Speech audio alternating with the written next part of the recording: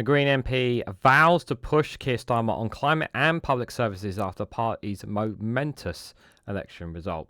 We're going to read into this more from Byline Times, you guys. Let's go.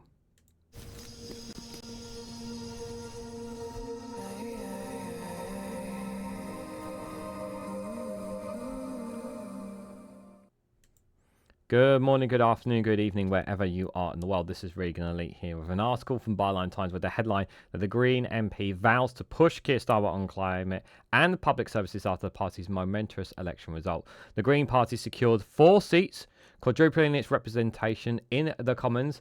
And now the real work begins, the co-leader Adrian Ramsay has said. Guys, while you're here, make sure you hit the like button and share it across social media so others are notified of this video. Yes, indeed. And not just them, obviously. I hope that the Liberal Democrats, the SNP, and yes, even Reform, push for more public services to be better, push for more action on climate. I know Reform are against that, of course. But we need, obviously, I know climate is not on the top of people's agendas, and I understand why, given the current cost of living crisis, given our healthcare, education, given a lot of things that the country is in right now after 14 years of Conservative. But it's very important that Labour are not complacent with the opportunity that they have at their fingertips, and it's important that they are held to account.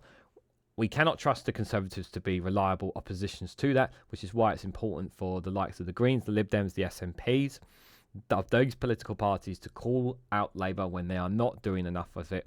I don't take Conservatives. I'm not taking the Conservatives' opposition seriously as of right now, but however, that position may change down the road. Time will only tell. I don't think so as of right now. As for Reform, yes, I know they got 5 seats and they got a big chunk of the votes, but obviously times change, can people change, and obviously how Labour does as a government and the actions that it does will obviously speak more volumes than anything else. Not words, but actions. But it's very important that now that we have different political parties in the House of Commons, which I think is a great thing, I really do, even if I vehemently disagree with the policies of Reform, of the likes of Reform, we have a huge amount of Liberal Democrats now in there. We have a much smaller amount of Conservatives. We have, unfortunately, less SNPs, but we have a lot of political parties, and we have a lot of independents in there as well. So there's a lot more voices of different sides of the spectrum within the House of Commons, which is a good thing. Which is why all the more we need to push for proportional representation. But let's hear more of what Green MP Adrian Ramsay has had to say here through Byline Times. So the Green Party has vowed to push Labour to be bolder on climate change, nature and funding for public service after claiming 3 new seats overlighting what was dubbed a momentous step for the party. The Greens quadrupled their representation in the Commons, taking 2 seats from the Conservatives, who suffered the worst defeats in its parliamentary history, and 1 from Labour. Keir Starmer's party secured a landslide victory with 412 seats, 34% of the vote, with 2 left to declare.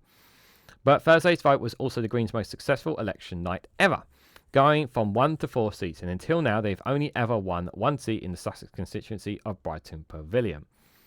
The party held that seat while their co-leader Carla Denyer unseated the Shadow Culture Secretary Thangam Debbonaire with a majority of 10,000 in Bristol. And by the way, Carla's victory speech, she really put a lot of praise to Debbonaire for her work as a Bristol Central MP as well, which as Bristol Central for what she's done for Bristol Central, which I thought was a very nice touch. I do recommend checking out her speech, guys. Denyer's co-leader Adrian Ramsay overturned a 22,000 Conservative majority to win Suffolk's Waveney Valley with a 32.1% swing to his party. In speaking to Byline Times on Friday, Ramsay said the party's success will make it much harder for them, Labour, to pretend that they are doing everything that they can. If the Greens are pushing them further, he vowed that the party would be a constructive opposition seeking to shape the debate. After the party's electoral triumph, MP said it was all part of the plan Denyer and he hatched 3 years ago when they became co-leaders, saying that the pair had a very clear strategy for this general election. Ramsay explained that the party stood candidates across the country to raise the party's profile, while later targeting 4 winning seats with resources. It had led to a record number and share of votes, which Ramsay credits down to bold and practical manifesto showing that there is a positive alternative to Labour. And it was a very I really liked what their manifesto said. It really appealed to me. On Labour's victory, he was cautiously optimistic, saying that he hoped it was a reset moment in terms of standards in public life. Ramsay applauded the Labour leader Sir Keir Starmer for talking about restoring the notion of politics as public service, which I strongly support. There's a real sense that people feel let down by the previous government, torn up the rules and standards in public life, he told Byline Times, adding, and I share those aims and sentiments, and we need to restore civility to politics. Ramsay, who signed the Joe Cox Foundation Pledge for Society in Politics, said MPs must work together. It's not about being tribal, find areas of agreements with other parties and being in constructive opposition. Exactly. Just exactly there. Like, a perfect example of that would be Reform and the Greens uniting for a push for proportional representation, something that the Lib Dems want as well. Right there. You just have something there that they are all in agreement with. You know, right there is something that they can all agree on. We can agree on many other... Obviously, they vehemently disagree, the Greens and Reform, on climate, but there's all an agreement there for proportional representation. So there is cooperation that can be there. So that's just one of many ideas that they have. Asked what his first PMQ to the Prime Minister would be, Ramsay said he would highlight the severe lack of NHS dentists in Waveney Valley, which affects much of the country and is a huge issue, and asked Starmer to review the NHS dental contract to tackle it. The overall theme here is the area's negative, Ramsay explained. People want to activate visible local MPs. The decline of local services, including dentistry and sewage in the river, are examples of neglect. The natural environment is a big issue for people locally, and I want to champion restoring it because of my constituents want that. Labour doesn't insistently focus on nature, so I hope to work positively with them to bring it to the agenda. Starmer on Friday began appointing his cabinet. Speaking outside number 10 Downing Street, he pledged that he would work of change begins immediately. Ramsay said the Greens would regroup to look at how best to apply leverage. The King's speech on the 9th of July will give us an opportunity to respond, he said as well. Another article said it was a different day. Now I need to Google it to be sure. Explaining that the party will likely say there are good things in it, but they don't go as far in terms enough of climate change, energy security, restoring nature, and investment in public service. He predicted that Labour would make small steps in the right direction, but not at the pace it needed to address these issues, and pledged that his party would bring ambition and urgency to the debate and showing different ways of thinking about these issues. In terms of parliamentary allies, Ramsay cited the former party leader and MP Caroline Lucas working closely with Plaid Cymru, actually adding, I think there will be opportunities to work with them on common goals. He pledged to be building working relationships locally in Norfolk and Suffolk to cement his success, and since the Lib Dems also talked about social security and dentistry. This election there might be opportunities for cooperation there too. Ramsay shared his collection disappointment felt by many around the disproportionate election results, with smaller parties not getting fair representation. We showed we can win under first past the post, but what really matters if democracy is to work is for everyone's vote to count equally, he said.